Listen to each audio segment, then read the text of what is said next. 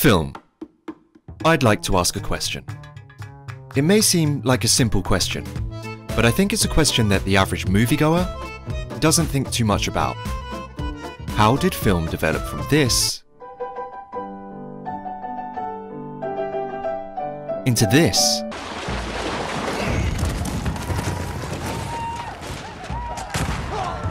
Let's find out. Hello, and welcome to Film Thought Project, a channel dedicated to cinema. My name is Rudy, and today we're bringing you a brief history of film. Let's get into it. To start, we have to go back. The 1870s, the birth of the moving image. In 1878, Edward Muybridge, an English-American photographer, was commissioned to take some pictures of a horse. What he produced was this. The images were taken for a scientific study into the gait analysis of a galloping horse. The participants were interested in whether or not all four horses' feet come off the ground at once while moving at speed. Little did Edward Muybridge know, he had just created what would widely become known as the first ever moving image. Shortly after the images were taken, Muybridge discovered that while projecting the images in quick succession, this happened. What you're seeing is the horse in motion, widely considered to be the first ever movie. As you can imagine, this got people interested. For the next few years, inventors from all over the world jumped on this newfound technology. Filmmakers such as Thomas Edison, yes, that Thomas Edison, and the Lumiere brothers were seen as pioneers in this new technology.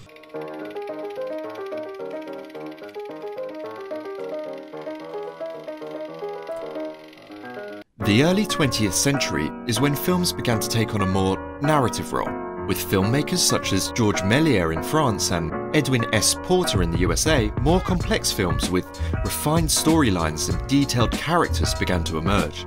Movies were evolving from sideshow attractions into artistic narrative mediums comparable to books or theatre. Notable movies of the early 20th century include A Trip to the Moon, The Great Train Robbery, and The Birth of a Nation.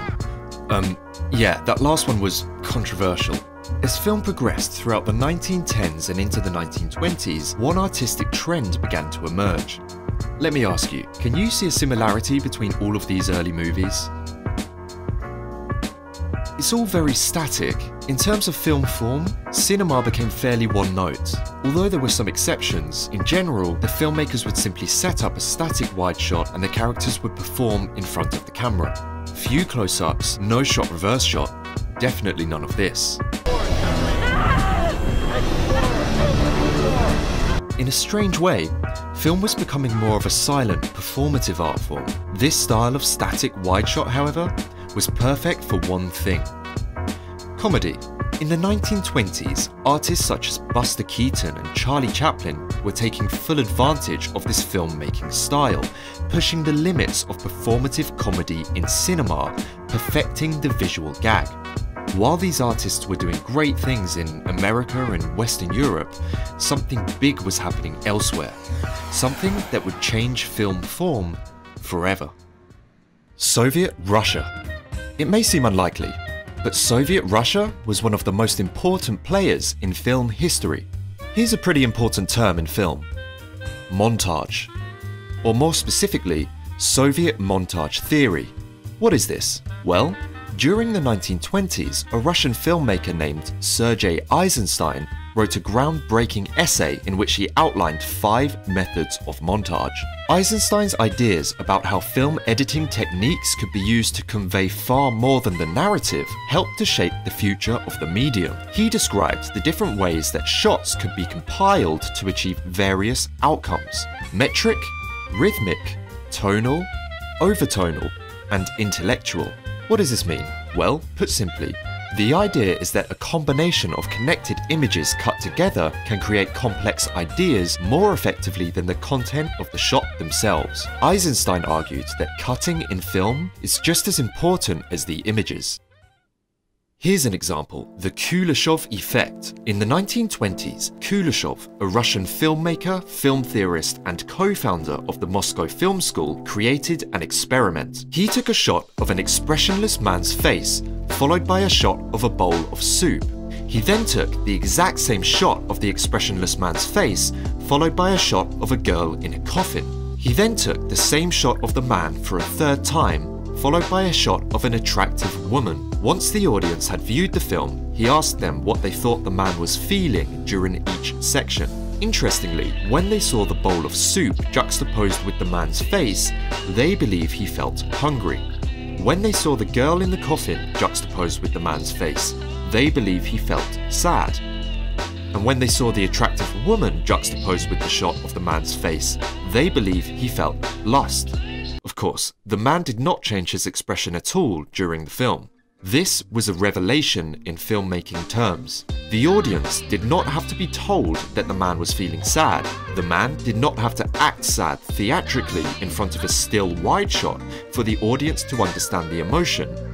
They simply had to be presented with images cut together in specific ways, and the audience can fill in the gaps themselves. This added an entirely new layer to filmmaking. Film grammar had been created. But how far could you push this idea? Can you create entire stories with complex emotional themes simply through editing? Yes, said Sergei Eisenstein. Yes, you could. And so, Soviet Montage was born. While American films were looking like this in the 1920s, Eisenstein was making films that looked like this.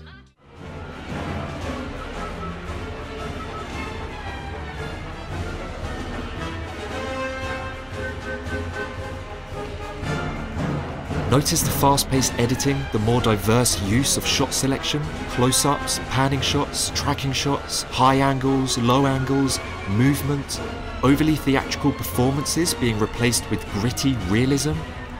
All of this culminating into something far more intense than your average American motion picture at the time. Looks quite modern, doesn't it? Let's go back to the USA for now. While the Soviets were busy creating film grammar as we know it today, the Americans were busy creating something else. Blue sky, smiling at me, nothing but blue sky do I see. Sound. In 1927, The Jazz Singer became the first feature-length motion picture to incorporate synchronized music, singing, and dialogue. At the time, the term talkies were coined to describe such films. The American film industry never looked back. Sound became the new norm. Sound in film sparked a huge growth in the American film industry. Sound recording required large pieces of equipment on set at all times. This pushed film productions indoors into sound stages. Production companies were building gigantic studios on the west coast of America. The studio system was born. By the beginning of the 1930s, almost all large-scale motion picture productions were being made by what was known as the Big Five: MGM, Paramount Pictures, RKO, Warner Brothers, and 20th Century Fox. This brought in a new era which many refer to as the Golden Age of Hollywood. An era that lasted until the 1960s. This is when the American film industry grew into a true global phenomenon. With enormous conglomerate companies powering the engines, Hollywood became a machine, churning out 400 motion pictures a year, with movies being seen by 90 million Americans per week. Here's a list of some of the things that the golden era of Hollywood brought us. The first movie stars were born, with actors and actresses such as Greta Garbo, Marlon Brando, Audrey Hepburn, John Wayne, Humphrey Bogart, Katharine Hepburn, James Dean, Marilyn Monroe, James Stewart, Judy Garland, Laurence Olivier, Rita Hayworth, the list goes on. Some filmmakers took the low-key lighting stylistics of German Expressionism and incorporated it into their dark, gritty detective dramas. With movies like The Maltese Falcon, Double Indemnity, and The Big Sleep, film noir was born. Orson Welles' incredibly ambitious, groundbreaking masterpiece Citizen Kane propelled cinema to new heights, giving people a fresh idea of what a motion picture could be. Colour film became commonplace, adding a whole new layer to the art form. All of a sudden, filmmakers were figuring out the psychological effect that different hues had on their audiences. Colour theory was born.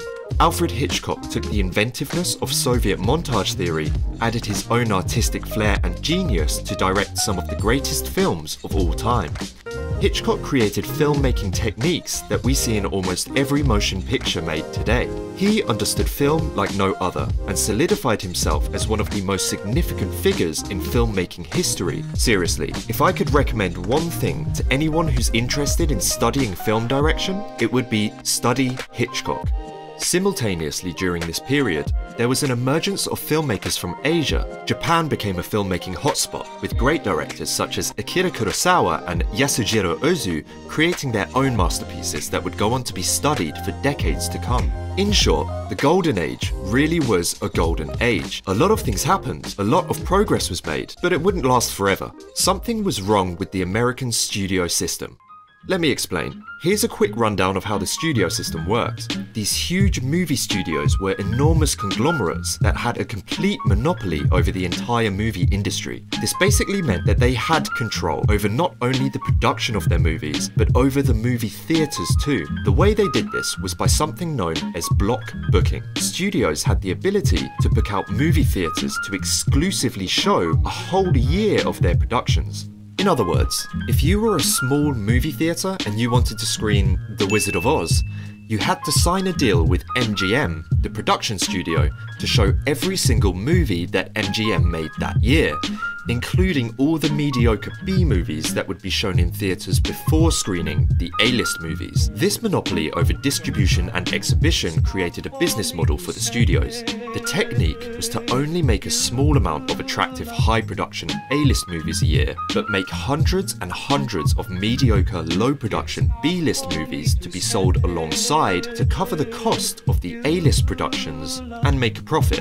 As this business model grew, money came pouring in over the decades. But this was not sustainable. We'll get back to this in a moment.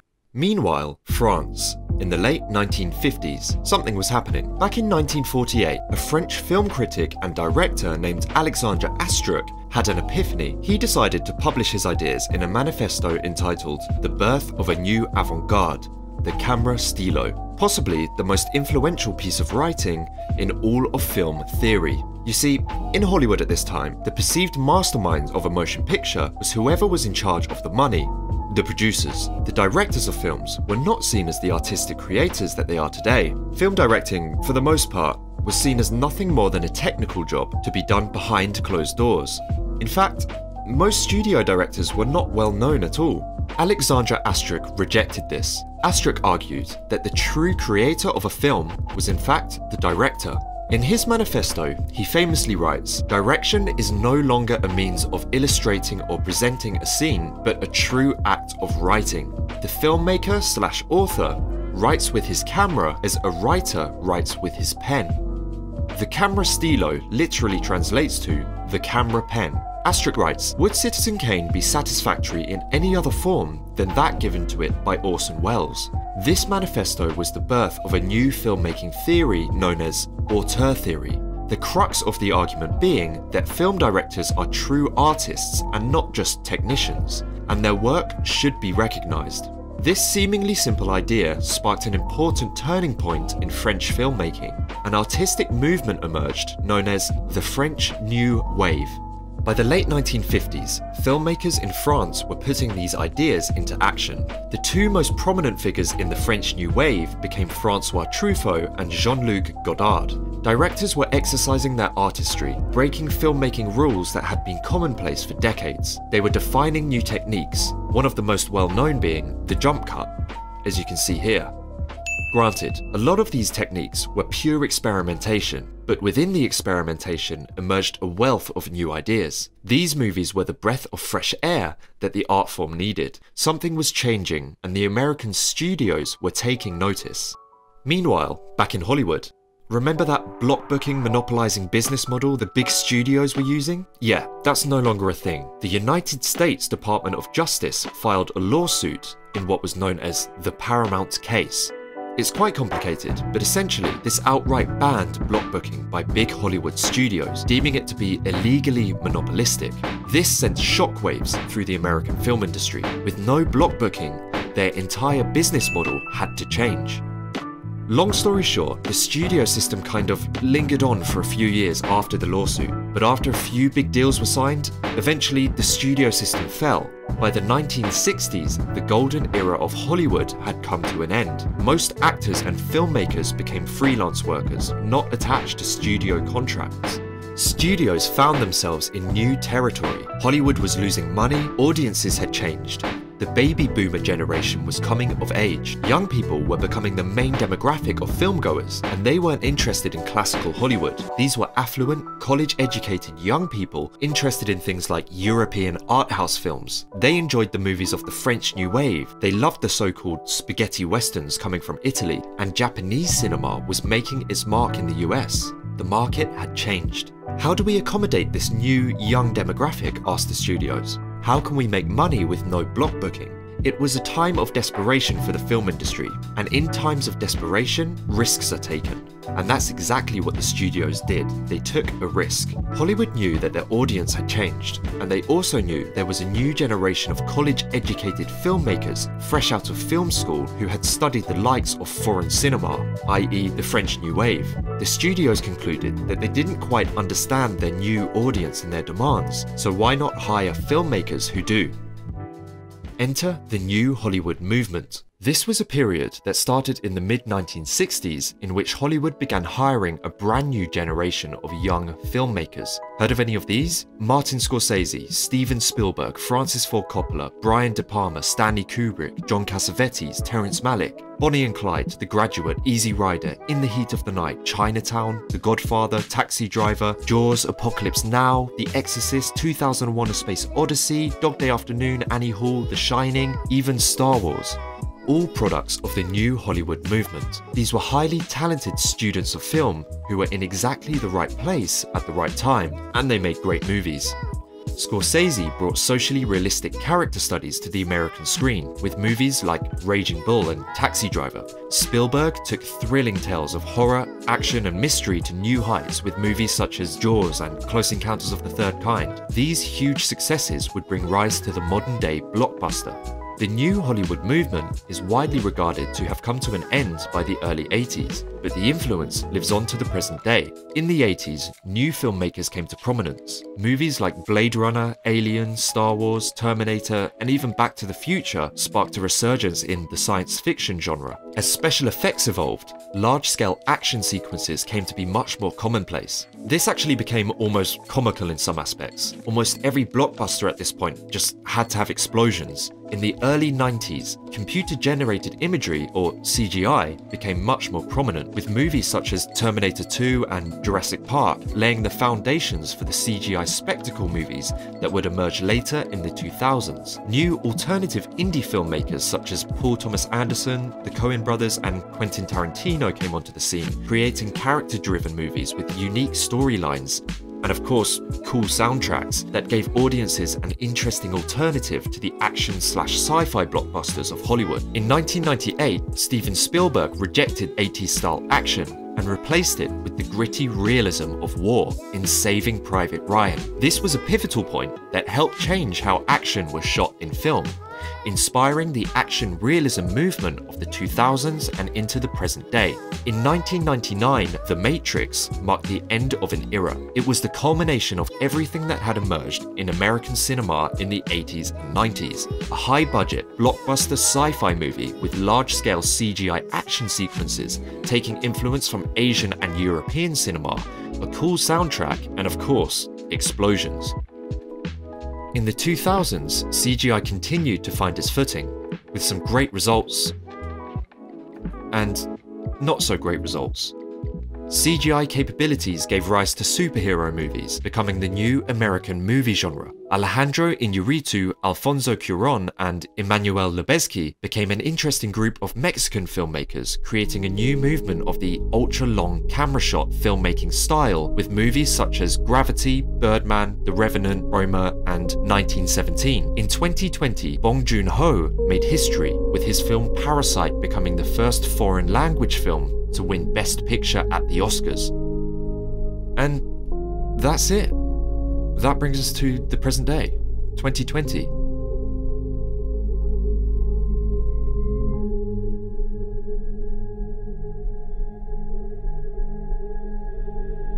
So, what's the future of film?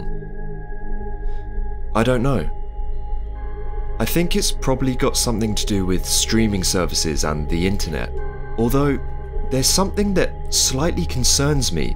You see, if you go to Google right now and you want to watch, say, The Irishman, you'll notice the only possible way to watch this film is through a certain streaming service. You cannot purchase it, you cannot download it. Now, this might change, but right now, this is a movie that's been produced by this streaming service, and now it's being exclusively exhibited by this streaming service, and the only possible way to watch it is by paying monthly for all other productions from this same streaming service. Isn't this just a modern day equivalent of block booking?